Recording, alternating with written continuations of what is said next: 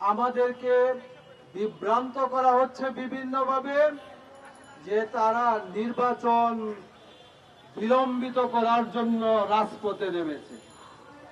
আমরা বলি আমরা ঘোষিত ফেব্রুয়ারিতে নির্বাচন চাই এবং নিম্ন কক্ষে আমরা পিআর চাই না। ভালোভাবে বুঝতে হবে, নিম্ন কক্ষে আমরা পিআরের পক্ষে নই। সুতরাং যারা বলে নির্বাচন বিলম্বিত করার জন্য ভারতীয় শক্তি মাঠে নেমেছে, আমরা বলতে চাই তোমরা আওয়ামী দুঃশাসনের পরে পরিত্যক্ত ভারতকে নিজেদের কবজায় নিয়ে তাদের প্রেসক্রিপশনে নির্বাচন করার জন্য দৌড়াচ্ছ। আমরা জনগণের কথা বলি, জুলাই গণঅভ্যুত্থানের শহীদদের প্রতি এবং জুলাই যোদ্ধাদেরকে আইনি স্বীকৃতি দিয়ে জুলাই সনদ অবিলম্বে স্বাক্ষর করতে হবে এবং কার্যকর করতে হবে।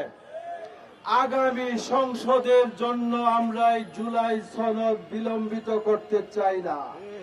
আগামী সংসদে কে ক্ষমতায় আসবে সেটা আমাদের জানা নেই।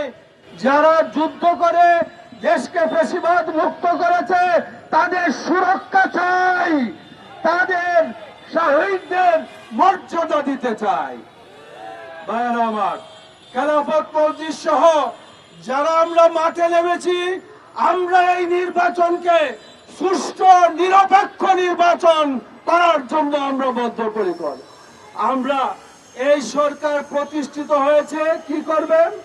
সংস্কার, তারপরে বিচার, নির্বাচন।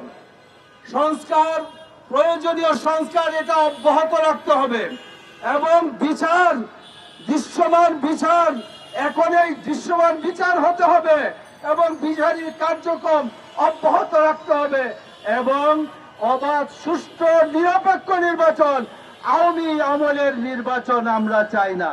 এখন যারা মনে করছেন সকল প্রশাসন আপনাদের মুষ্টির ভিতরে চলে আসছে আর তাদেরকে দিয়ে নিজেদের মতো করে গতবারের মতো ২৪-এর মতো নির্বাচন, 18-র মতো নির্বাচন, 14-র মতো নির্বাচন করে ক্ষমতায় আসতে চান, জনগণ সেই প্রত্যাশা পূরণ হতে দেবে না।